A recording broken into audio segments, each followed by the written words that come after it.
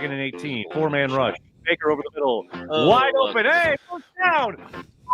Defense. God damn it, you get him behind the sticks every time, and then you're like, oh, I'm sorry. Would you like to get first down again? Here you go. Soft every week. Hey. What's the point? Just let them score. Garbage. Every goddamn week. I'm so sick of it. Every week on their heat. Oh, hey, stay limited on first down. Can't wait to give it up on second. You know what? That rant and that music can only mean one thing. That we are going to the man who carries the G. And if he were to carry the G through the center of the Packer defense, he'd rush for 322 yards. It is none other than Aaron Nagler of Cheesehead TV. Nags. Gentlemen. I love that. I love that. That's the only highlight we need to revisit from yesterday. I love it. Oh, God. I love it. You know what's so good about that is that someone responded to that yesterday on the Cheesehead TV Twitter account, literally saying, I never hear this side of you on the radio. It's like, yeah, no. Yeah, well. Generally not allowed to MF people up and down on the radio. FCC regulations. By the way, our conversation with Aaron Nagler brought to us by Miller Lite, by Orthopedic Associates of Wisconsin, by Rogers Behavioral Health. Orthopedic Associates of Wisconsin, there is a difference. Was there a difference yesterday, Nags? I'm just posted a question on Twitter that I want you to address. Which loss was more frustrating or embarrassing, or both? The Giants' loss or the Buccaneers' loss? Yeah, I had somebody in my mentions saying that it was definitely the Giants game, and I'm not so sure I agree. I think yesterday was a little bit more embarrassing, if only because there was absolutely zero response, adjustment, what have you, on the defensive side of the ball. You had that early flourish. You had the Enigbari play. You got a touchdown off of that. Like, okay, here we go. And then Baker Mayfield, of all people, just went to town. I mean, I understand the DeVito thing is embarrassing, especially when he goes down to New Orleans yesterday and they can't score anything but 6 points. He gets sacked 7 times, and the Packers couldn't sniff a sack the week before. But, yeah, there was some about yesterday's performance, the inevitability of every time the Packers tried to make a move, made a play, got some points. I mean, they just had no resistance to the Buccaneers offense. None. And my other question, and you're the perfect guy to ask about this, is that I'm pretty convinced that Devondre Campbell turned in the worst individual effort I've seen in 10 years. I'm trying to think of, like, did anybody who fumbled 4 times or like a 4-pick game, even that, right? I think he was like, it was almost like he was wearing the other jersey. It was He's like hard to watch. He's hard to watch right now. On 10. Look, I think there's zero doubt that injuries have taken a toll, right? I don't doubt for a moment that he's giving everything he's got. I don't think it's a question of effort. I really don't. No. But I think he's hit a point. He's hit a wall as a vet where he's now missed a bunch of time with injuries, and the latest one coming off of, 2 weeks ago. These last 2 games, he has not looked right. He's looked, I mean, you talk about a step slow. He's looked like he's moving in molasses every single day. And look, kudos to the Bucs for identifying it, right? I mean, if you look at the Giants tape, you got to be thinking as an offensive coordinator, yeah, that's where I'm going to attack. And that's what's so frustrating. Like, it wasn't some magic thing that the Buccaneers were doing. They were putting Godwin at the 3, basically inside as far as possible, knowing that they're going to get matched up with Campbell and Walker, who also looked a little slow coming off injury. And they kept doing it again and again and again without any real considerable counter from Joe Barry. That's why the coordinator thing is such a hot topic, because it's like, okay, we understand guys are going to get beat, right? You have to put them in better positions. You have to understand that, okay, this is how they're taking advantage of us. I must do something to help these guys. And that just never seemed to occur yesterday. Well, it's, probably got to take 3-4 years to get that into the system. Right, yeah. Because it's only been – but I'll tell you something else that was egregious yesterday that because the defense was so bad, nobody is talking about this at all, and perhaps you can shed some light on this. What's that? First series the Packers had, Aaron Jones has 7 rushes for 41 yards. Yep. The rest of the game, he has 6 carries for 12. And they rushed for 16 total after that first drive. Why? Snap count. That's all I got for you. Snap count on Aaron Jones. And then after that, who do you trust to run the ball? I mean, they could barely hand it off to Kenyon Drake without it almost being a fumble. Right, but he had 40 yards. He had 40 yards in the first drive. then 6 carries the rest of the game. I'm with you, man. You Hey, know I'm someone with explain. you. Oh, yeah. Someone explain And, that. Well, it's because much like his predecessor, Matt LaFleur tends to, when they get behind in the score, whether it's 3, 7, or 14, they start winging it all over. He had 3.5. He had 3.5 quarters left, for Christ's sake. Yep. So He's fragile. He's very fragile. Yeah. Oh, Packers offense wasn't great yesterday, but how much better would they have been if they had maybe, forced a punt once or twice? I mean, they forced one, and it was a beautiful punt to behold. An amazing 65-yarder. One But of the best punts I've seen it. I do wonder if LaFleur regrets, and I can't believe no one on the beat that I've heard in these last 2 pressers has asked this, if he regrets deferring after winning the toss. I mean, I thought the formula was set against Detroit and against Kansas City. Get the ball. Because they got the ball against the Giants and didn't score. But that's okay, fine. That's one time. But it's clear the best way that this team operates is getting up early and then letting that defensive front get after it with a lead. Just playing from behind, they seem to be somewhat, not panic mode, but they do tend to try and get everything back right away. Okay, we're talking with Aaron Nagler, Cheesehead TV, as we do on Mondays and Fridays on the Drew and KB program. So the dead zone between linebackers, we mentioned Campbell was not good. He was borderline horrible. And Stokes was rusty. Keyshawn Nixon shouldn't be starting in the National Football League. Not at slot, I'll tell you that. No chance. And so that dead zone between the linebackers and the DBs, I thought the Packers front four, they had 5 sacks. They got game. some pressure. They played well up front. Yes. They didn't give up a lot on the run, but the Buccaneers didn't have to run because passing was so easy. So where is this balance? Because my boy Billy is like, Joe Barry saved his job last year because they played well down the stretch. I'm like, but the season, you have to look at the season in totality. Like, you don't if you play well down the stretch, it doesn't erase the games that you gave up 200 yards rushing or that you got 100%. But that's exactly why Matt LaFleur is undoubtedly sticking with Joe Barry for these next 3 games. I think there's a very good chance that Barry is gone this offseason. But there better be. If you look at the entirety of the season, you can't sit here and tell me that if the offense is halfway competent, there aren't games that they win with Joe Barry's defense playing well enough to win. You know what I mean? Like, that's looking at the totality, right?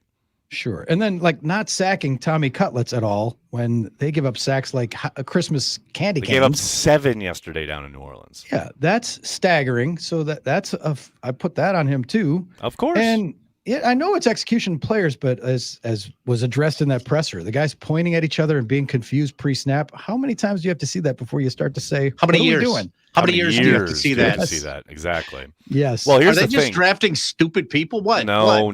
What's interesting, though. No, I would like to think not. What's interesting, though, is you talk about the stretch last year after week 13, right? What did they do? They played almost predominantly cover 2 or cover 6, where guys' eyes are on the quarterback. They're looking in the backfield. They're not turning and running.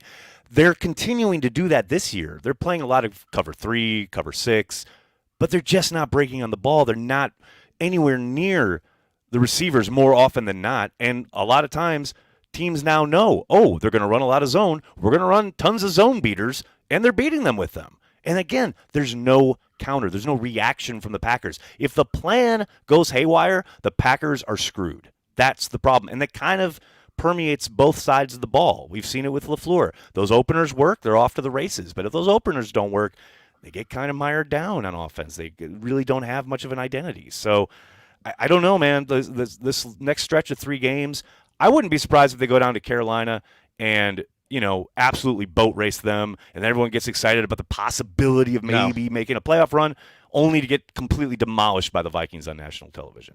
And the exact opposite wouldn't surprise me either. I wouldn't be surprised if they go down to Carolina, lay a turd, and then go on New Year's Eve and beat the pants off the Vikings. You're leaving out shock everyone. You've already forgotten. It's recency bias. You've already blocked it out. You're leaving out the most delicious and torturous. Oh, I know. I know what you're going to say. Beating Carolina and Minnesota and then laying an egg and losing to the Bears at home. The and Bears. The that cannot happen. Guys, right. I can't have that. I can't have Bears fans all afternoon. All right. Or so all my favorite offseason. tweet yesterday, and I went at it with Schneidman on the Football Feast last week because I was like, I was starting to beat the drums of this guy's not getting it done. And it was after the Giants game. And it was it was, again, recency bias. And, but they're only allowing 20 points a game. But the other numbers suck. They're in the 25 every and higher. Metric. In Literally every metric. 25 is their best and every other metric except for points. Now, points is all that really matters ultimately, but this bend that but don't break crap. My favorite tweet yesterday from a guy I don't even know Packers Those have are allowed the best. career games in the last 2 years Saw to this. Daniel Jones, Zach Wilson, Bailey Zappi, Taylor Heineke, Ryan Tannehill, Desmond Ridder, Kenny Pickett, Tommy DeVito, and Baker Mayfield.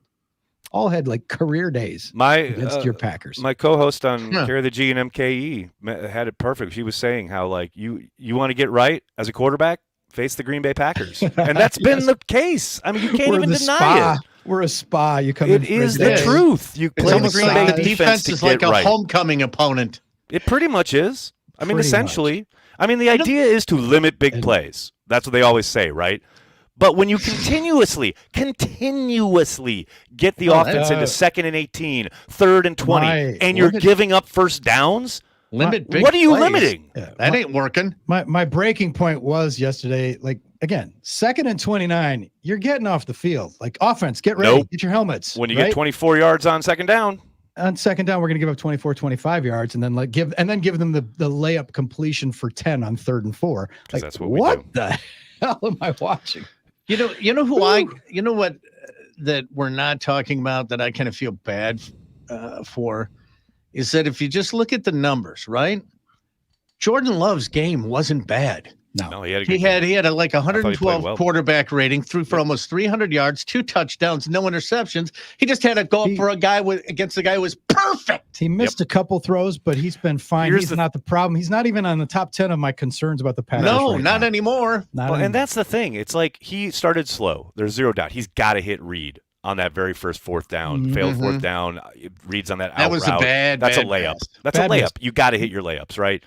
But for the most part, as the game went on, he really dialed in. In the second half especially, I thought he was on fire. And that's what you want to see, right? Because God knows, earlier this season, that certainly wasn't the case, you know? To your point, though, and this is all gas, no break mentality, but if you're not going to take the ball when you win the toss and then you give up a field goal, right? Didn't they give up a field goal to start? Yep, start 3-0. And I'm thinking, okay, then they're down there like, oh, kick the field goal and even it up. But then he went for it on 4th down. I know that's true. analytics. I don't mind that, though. I don't because mind that as look much, what happened but- literally the exact next play. It's like you're going to Yeah. hopefully apply pressure and create a turnover, which is Correct. exactly what they did. That's exactly what they did. And so that it did happen. And the turnover thing, again, that's a camouflage. Turnovers Yes. for a good defense can be, that is It's a byproduct. Right. byproduct, but it can also, for bad teams, can camouflage things. That is exactly what happened at the end of last season. Because look, everyone talks about, oh, they really turned it around. But like, you look at the context of each of those games, including one where they were literally playing against a quarterback in the second half who was concussed on Christmas Day in Tua. You know what I mean? Like there's context to those numbers and the quote unquote improvement there. Okay. Nags, here's another question. This is for the hardcore football heads out there. The rest of the Drew and KB sports and stuffers, go get a sandwich.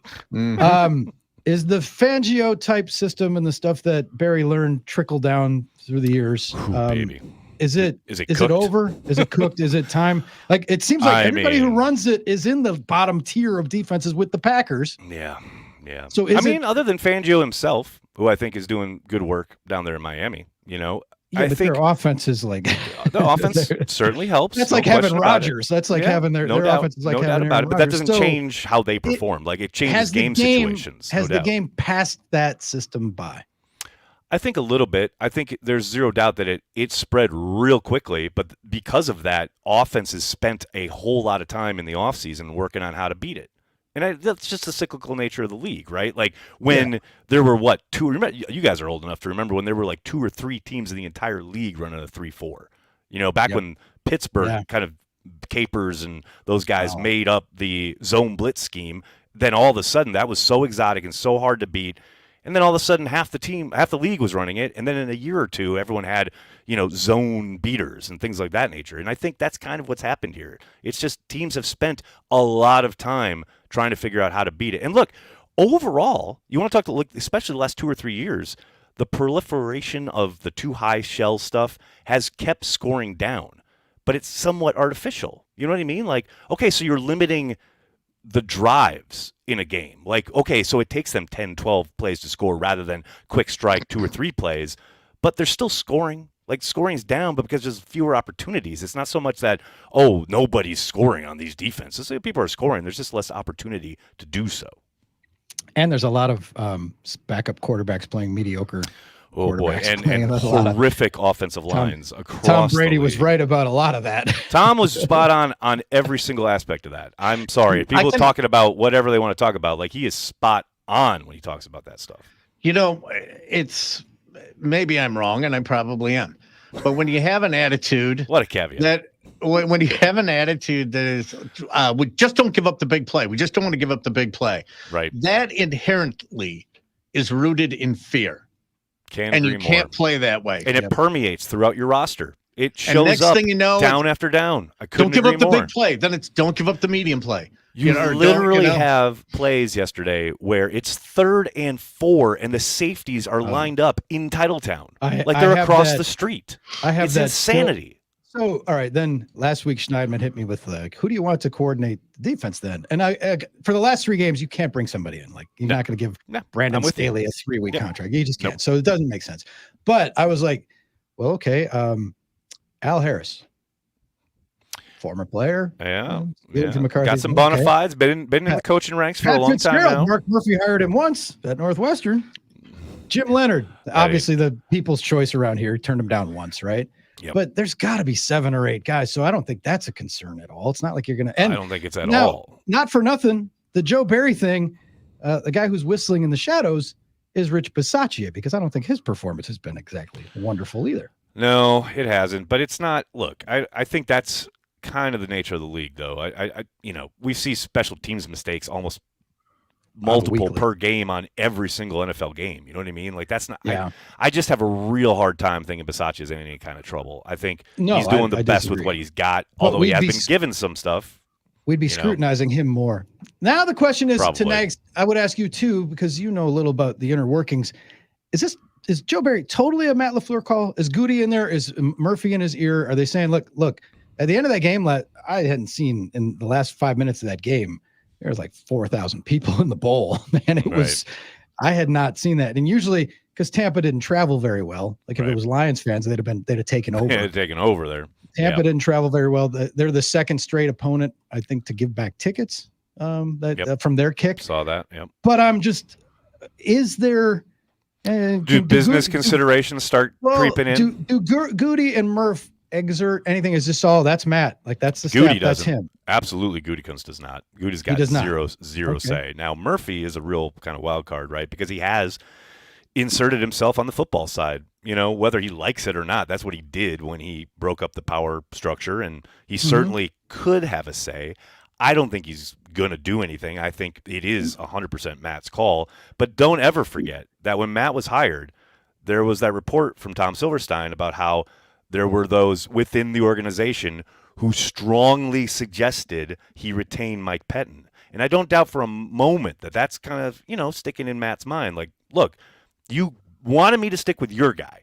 We did that. We got real close. Now that didn't work out. Now I brought my guy in. Now it's clearly not working, right?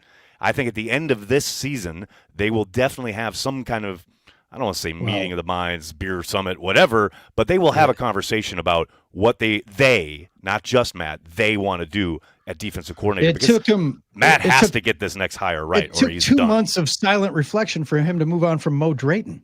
Oh, don't remind me. Oh, dear God. Don't it remind did. me. I mean, I know. Hey, I said this this morning. I'll say it again here. Look, Matt LaFleur's greatest weakness as a coach is his desire, his need to have faith in people who are struggling, whether it is Mo Drayton, whether it was Amari Rodgers, whether it is Joe Barry now. He sticks with people way too long when it's very obvious to pretty much the entire world that these people are done, in over their head, not suited for their job. He has this faith. He needs to find a new religion because this faith is not rewarding him in any way. Yeah, I wish Goody did have like the power. The power to at least influence something, because Joe Barry's making his defensive draft picks look awful, while the guys he picked, especially this year on offense, look like it's good. Let's go. First of all, he has every right to insert himself, and secondly, you have to fire him within the next 24 hours. And I don't care who you put in. You can put in an usher. You have to fire him. You simply have to. You can't put up. After the Well, season? clearly they No. don't have to now. because they're not going to. Well, So you they don't have have to. But you Aha. have to. That ship just sailed. We just listened to the man. We just say listened that. to Matt say he's not going to. I know. So he's they not clearly going to, do not but have you to. have to. Yeah. Well, you don't You have to. can't put the toothpaste back in the tube on this It would guy. have been nice. Nags, good run today. Oh my goodness. Thank you for that rant. We were listening to it while just after it happened. Look, just so everybody knows, that's from many years of pent up frustration. That's not that's not the watch party every week. That's all right? everywhere. That is just me after 3 years of Joe Barry. It just had to come out. Every man reaches a tipping point. That was it. Exactly. Nags, thank you for joining us. Carry the G, my brother. We'll talk to you down the line. Thanks, gentlemen. Talk to you.